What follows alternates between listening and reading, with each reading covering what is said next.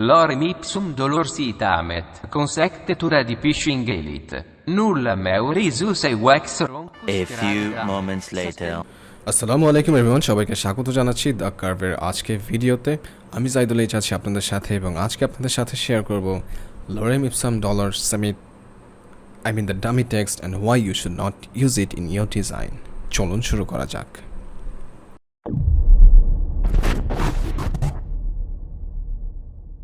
What is lorem ipsum?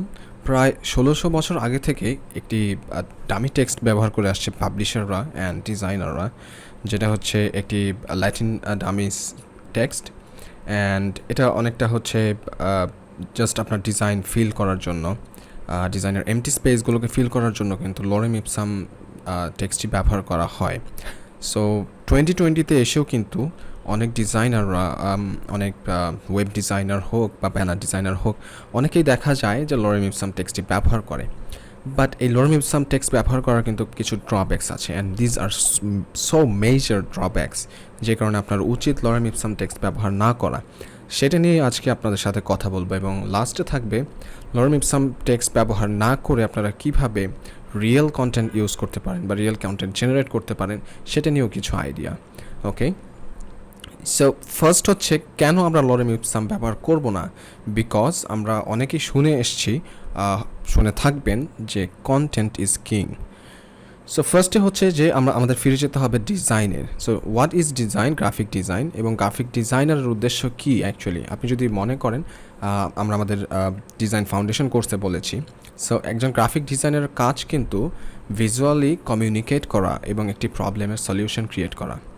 So আপনার কাছে যদি কন্টেন্টই না থাকে, সো নর্মালি এই কোশ্চেন আসবে যে what you are trying to solve, বা আপনি কী সলভ করতে চাচ্ছেন, আপনি তো সেটার ভিজুয়াল রিপ্রেজেন্টেশনই ঠিকভাবে করতে পারবেন না। বা অ্যাজ এ ক্লায়েন্ট আমিও কিন্তু আসলে বুঝতে পারবো না যে আপনি কীভাবে কোন জিনিসটা ফুটাচ্ছেন। সো দিস ইজ দ্য কি ফ্যাক্টর, ওকে, যে কন্টেন্ট ইজ কিং এবং আপনার কাছে সেই কন্টেন্টই নেই। So how are you going to present it? হ্যাঁ, আপনি হয়তো বা করতে পারবেন, আপনার ডিজাইন আউটলাইন সেগুলো করতে পারবেন, বাট দেন অ্যাগেইন এটা দিয়ে কিন্তু কমপ্লিট পিকচার আসবে না এবং এটা কিন্তু খুব ভালোভাবে হবে না। দেন আমরা আরও দেখব, সো আপনি লরেম ইপসাম যখন ব্যবহার করছেন তখন কিন্তু আপনি রিয়েল ভ্যালু প্রোভাইড করতে পারছেন না আপনার ডিজাইনে, এবং আপনার প্রজেক্ট সম্পর্কে কিন্তু ক্ল্যারিটিও থাকবে না ওইভাবে। সো অনেক সময় ক্লায়েন্টরা হচ্ছে যে কন্টেন্ট ঠিকভাবে দেয় না, যে কারণে ডিজাইনারদেরকে লরেম ইপসাম ব্যবহার করতে হয়। বাট এই লরেম ইপসাম ব্যবহার করা ছাড়াও কিন্তু আপনারা খুব ইজিলি কিন্তু রিয়েল কন্টেন্ট জেনারেট করতে পারবেন। সেটা নিয়ে আমরা শেয়ার করব পরবর্তীতে একটু পরেই। And another reason is not optimised. So আপনি যখন কোনো ওয়েব ডিজাইন করবেন অর ব্যানার ডিজাইন করবেন, তখন আপনি যদি লরেম ইপসাম ব্যবহার করেন, ফর এক্সাম্পল আপনি টাইটেলের মধ্যে রাখলেন শুধু লরেম ইপসাম, বাট দেন আপনি যখন এটা ফাইনালি আউটপুটে যাবেন, তখন যদি আপনার টাইটেলটা একটু বড় হয়, ওয়েলকাম টু দ্য কেক ফ্যাক্টরির মতো, তখন আপনি কী করবেন? সো দেন তখন কিন্তু আপনার পুরো লেআউটটাই চেঞ্জ করতে হচ্ছে। ইটস বিট ডিফিকাল্ট এবং ডাবল এফোর্ট আপনার দিতে হচ্ছে কিন্তু, কজ আপনার কাছে যখন রিয়েল কন্টেন্ট থাকছে না বা কপি থাকছে না, দেন আপনি যখন লরেম ইপসাম ব্যবহার করবেন অ্যান্ড দেন অ্যাগেইন যখন রিয়েল কপি আসবে এবং সেটা বসাতে হবে আপনার ডিজাইনে, এটা কিন্তু একটি হ্যাজার্ড সিচুয়েশন, কারণ আপনার পুরো লেআউটকেই তখন আবার চেঞ্জ করতে হবে। So this is another reason why you should not use, অথবা you should not try to use lorem ipsum text in your design. So এখন কোশ্চেন হচ্ছে how to get real text. কীভাবে আমি রিয়েল টেক্সট অথবা real content অথবা copy পেতে পারি? Client তো আমাকে দেয়নি, সো আমি কী করতে পারি? ফার্স্ট হচ্ছে ask the client for real content. So এটা হচ্ছে একটি crucial part. As a designer আপনাকে অবশ্যই ক্লায়েন্টের কাছে কোয়েশ্চেন করতে হবে। প্রজেক্ট সম্পর্কে যত বেশি ডিটেলস আপনি নিতে পারবেন, আপনি কিন্তু তত এফেক্টিভলি সেই প্রজেক্টটাকে আপনার ডিজাইনে পোর্ট্রে করতে পারবেন এবং আলটিমেটলি সলিউশনটা ব্রিং করতে পারবেন। দ্যাটস ওয়াই কখনও ভুলবেন না ক্লায়েন্টকে কোশ্চেন করা থেকে ব্যাপারে। ওকে, ক্লায়েন্টকে আপনি কোশ্চেন করবেন এবং জিজ্ঞাসা করবেন যে আমাকে কন্টেন্টটি আপনি দিন, অথবা help me in creating this contents. This is the first thing.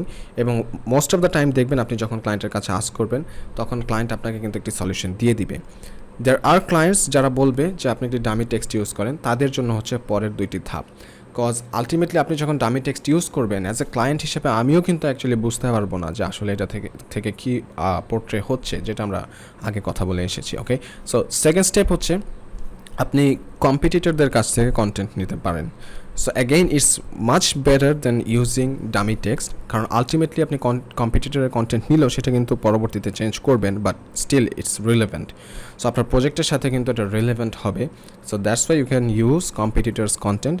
And finally আপনি কিন্তু নিজের থেকেই কন্টেন্ট বের করতে পারেন, এবং আপনার যদি সেলসের টেকনিক্স জানা থাকে সেই ক্ষেত্রে কিন্তু আপনি ক্লায়েন্টকে এটার জন্য এক্সট্রা চার্জও করতে পারবেন। So there is more capabilities and more options for you to earn some more as a copywriter. So এগুলো নিয়েও আমরা বিস্তারিত কথা বলবো, and there are number of good news for you guys.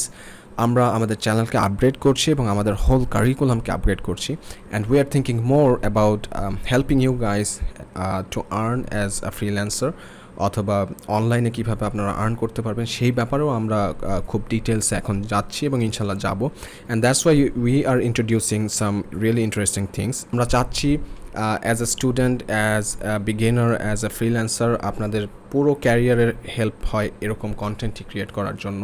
That's why probably in the next month থেকে আমরা আরও কিছু সেগমেন্টের অথবা সেক্টরের কন্টেন্ট আপলোড করব ইউটিউবে, and hopefully you guys will learn a lot from our YouTube channel. So আজকে মোটামুটি এই পর্যন্তই। If you like this video make sure to give us a thumbs up, এবং আপনি যদি লরেম ইপসাম ব্যবহার করে থাকেন তাহলে আমাদেরকে কমেন্টে জানিয়ে দিন, এবং আমাদেরকে জানিয়ে দিন if this video was helpful for you or not. So আজ এই পর্যন্তই, দেখা হবে নেক্সট ভিডিওতে। Still then stay safe, stay home, see you next time.